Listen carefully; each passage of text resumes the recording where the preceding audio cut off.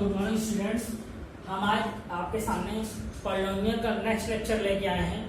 इसमें हम आपको रिमाइंडर थ्योरम बताएंगे। रिमाइंडर थ्योरम क्या होती है? जैसे कि अगर आप देखो तो आप कोई भी चीज में डिवाइड करते हो तो रिमाइंडर बचता है या नहीं बचता है। दो ही कंडीशन है। अगर किसी चीज को आप किसी में डिवाइड करोगे या तो रिमाइंडर बचेगा या तो नहीं बचेगा। तो आप जैसे अगर यहाँ पे एक क्वेश्चन दिया हुआ है, इससे इसको अगर आप डिवाइड करो तो कंडीशन आपकी दो बन सकती है, तो रिमाइंडर बचेगा या तो नहीं बचेगा। तो हम सबसे पहले डिवाइड करते हैं ये। तो जब हम इसको डिवाइड कर रहे हैं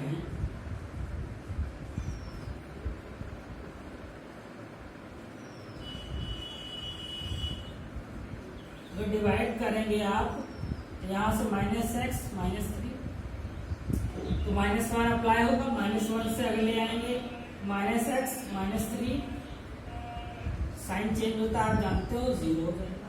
तो डिवाइड करने पे क्या मिला हमको? रिमाइंडर 0 मिला।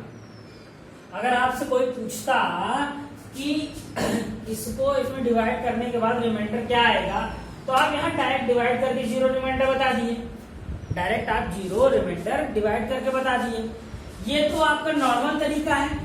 ये तो तब फॉलो करेंगे छोटा क्वेश्चन हो। मान लीजिए क्वेश्चन अगर आपका बड़ा आ जाता, बड़ा क्वेश्चन आने का मतलब क्या है भाई, अब पावर 4 तक आ जाएगी तो आप डिवाइड करने में काफी ज्यादा दिक्कत भी आएगी और आपको सिर्फ रिमाइंडर ही पूछा है। ऐसा कहा नहीं है कि लॉन्ग डिवीजन से डिवाइड कीजिए। लॉन्ग डिवीजन से डिवीजन करने को कहा नहीं है, सिर्फ आपसे रिमाइंडर पूछ रहा है। तो ऐसे केस में हम क्या करेंगे, हम वहां पर रिमाइंडर थ्योरम का यूज करते हैं। किसका यूज करते हैं? रिमाइंडर थ्योरम का यूज करते हैं। रिमाइंडर थ्योरम क्या चीज है? रिमाइंडर थ्योरम ये है कि जैसे आपके पास जो डिविजिबिलिटी के लिए जो नंबर दिया है उसके इक्वल टू 0 करो, वहां से x की वैल्यू निकाल लो, वहां से x की वैल्यू निकाल लो। ठीक, अब जब वहां से x की वैल्यू निकाल लिए, उस x की वैल्यू को इसमें रखना है। किसकी जगह पे? x की जगह पे।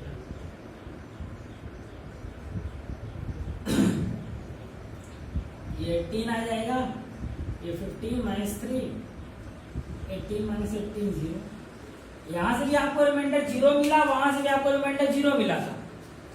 यहां से भी रिमाइंडर आपको 0 मिला, वहां से भी रिमाइंडर आपको 0 मिला था। तो अगर आप देखिए रिमाइंडर निकालने का तरीका दोनों वही है, लेकिन अगर हमको कभी रिमाइंडर निकालना हो किसी भी चीज का कि वो चीज कैसा होगा, क्या होगा, तो हम रिमाइंडर निकालने के लिए जरूरी नहीं है कि पूरा लॉन्ग डिवीजन यूज करें। रिमाइंडर निकालने के लिए हम लॉन्ग डिवीजन यूज करें ये जरूरी नहीं है। हम रिमाइंडर थ्योरम का भी यूज कर सकते हैं। रिमाइंडर थ्योरम क्या है? जिससे डिवाइड करना है उसके इक्वल टू 0 लेके वहां से x² निकाल के जो क्वेश्चन है उसमें रख दीजिए। थोड़ा सा एक बड़ा सा क्वेश्चन लेते हैं। जैसे कि एक बड़ा क्वेश्चन लेने का मतलब ये है, जैसे कि आप जानते हो कि आपने पावर 3 वाला डिवीजन किया है, पावर 3 वाला आपने डिवीजन कर रखा है। तो अगर कहीं पे x पावर 3 x² -4x -5 दिया है इज डिविजिबल बाई अब इसको हम किसी से भी क्या कर लें, डिविजिबल कर लें। किसी भी नंबर की अगर हम बात कर लेते हैं तो जैसे कि मान लीजिए हम x -2 डिविजिबिलिटी, x -2 से हमको चेक करना है कि एक नंबर x -2 है, उससे ये वाला नंबर डिवाइड करेंगे, रिमाइंडर कितना आएगा। ये वाला नंबर में डिवाइड करेंगे, रिमाइंडर कितना आएगा। तो अब ये भी एक जरूरी है कि पहले हम डिवाइड करके पूरा चेक करना पड़ेगा, पूरा डिवाइड करना पड़ेगा। डिवीजन करने में, डिवाइड करने में दिक्कत भी होती है, बड़ा भी आता है और गलत होने के भी चांस होते हैं। तो रिमाइंडर थ्योरम का आप लिखोगे by remainder theorem, by remainder theorem x = 2 ये आया।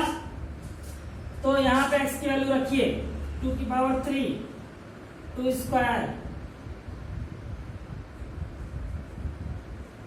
ये क्या आएगा?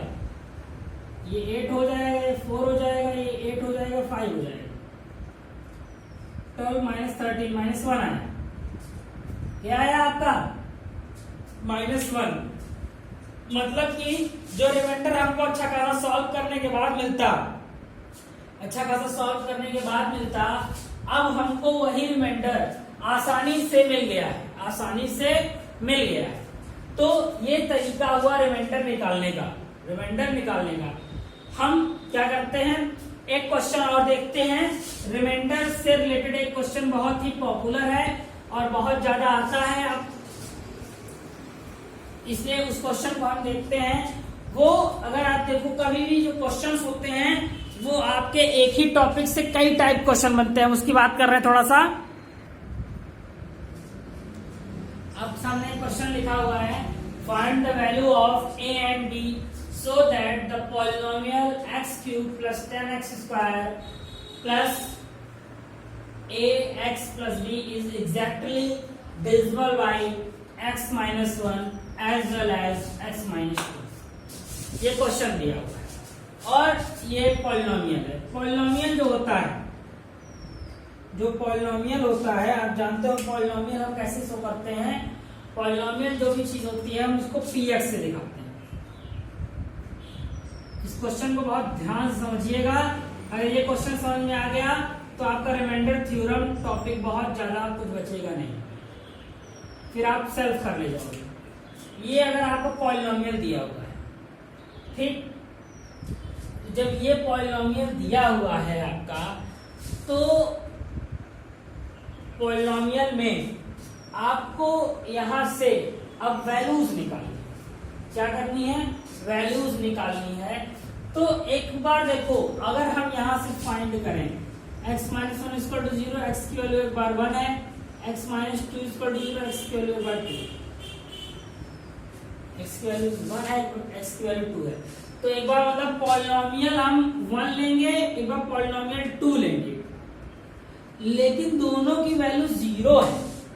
क्यों है, जब भी एग्जैक्टली डिविजिबल बोलेगा, एग्जैक्टली डिविजिबल, तो आपका 0 पॉलिनोमियल हो जाता है। जब भी एग्जैक्टली डिविजिबल बोलता है आपका पॉलिनोमियल 0 पॉलिनोमियल हो जाता है। एग्जैक्टली डिविजिबल में 0 पॉलिनोमियल हो जाता है। तो हम पहली बात वैल्यू रखते हैं। आइए P1 वैल्यू निकालिए, 1 रखिए, थोड़ा सा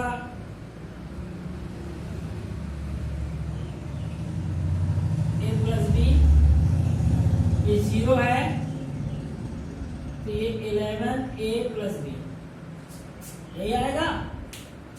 1 रखोगे तो यही आएगा। अब यहां से एक वैल्यू चलिए निकाल ले रहे हैं, a plus B equal to minus 11, P2 2 की power 3 8, 2 2 4, 4 into 10 40, 2a plus B. अब यहां से अगर आप देखो इसकी वैल्यू 0 है, P2 की वैल्यू हमने यहां 0 दिखाई थी, यहां से 48 प्लस 2a प्लस बी। ये देखिए हमको अब यहां से देखो कुछ चीजें मिल रही हैं, कुछ चीजें दिख रही हैं कि हम कैसे सॉल्व करें, कुछ चीजें दिख रही हैं हम कैसे सॉल्व करें। तो अगर हम यहां से चलिए b की वैल्यू निकाल ले रहे हैं, b की वैल्यू निकालने का मतलब दोनों चीजें उधर भेज दीजिए, -48 माइनस 2a। एक वैल्यू ये आ गई, एक वैल्यू ये आ गई। ध्यान समझिएगा, हमने 0 पॉलिनोमियल लिया, क्यों लिया, क्योंकि एग्जैक्टली डिविजिबल था। यहाँ a प्लस बी के फॉर्म में आया, ये b के फॉर्म में आया। इस b की वैल्यू को यहाँ रख दीजिए आप, a प्लस ब्रैकेट में रखना, बाद में सप्लाई कर लेंगे हम। फिर क्या आएगा, ये a minus 48 minus 2a equal to minus 11। अगर आप यहां पे देखो, ये क्या कर लीजिए, माइनस a आ जाएगा, 48 को इधर भेज देंगे तो सब्ट्रैक्ट हो जाएगा। तो 48 में से अगर आप 11 माइनस कर दो, 48 में से अगर आप 11 माइनस कर दो 37 आएगा, लेकिन a निगेटिव में है तो a की वैल्यू -37, a की वैल्यू -37। ए की वैल्यू -37। अब ए की वैल्यू अगर आप यहां रख दो बी वाले में, यहां से बी की वैल्यू आपको मिल जाएगी। -37 का मतलब क्या होता है 74, और माइनस माइनस प्लस 74 ही होगा ना। अब दोनों सब्ट्रैक्ट कीजिए, सब्ट्रैक्ट करेंगे कितना आएगा 26। ये ए और बी की वैल्यू होगी। मतलब कि समझ में आया होगा, रिमाइंडर थ्योरम से हम ऐसे किसी भी क्वेश्चन को सॉल्व करते हैं। रिमाइंडर थ्योरम से हम इस टाइप से किसी क्वेश्चन को सॉल्व करते हैं, पॉलिनोमियल्स वगैरह लेके। So guys, thank you for today.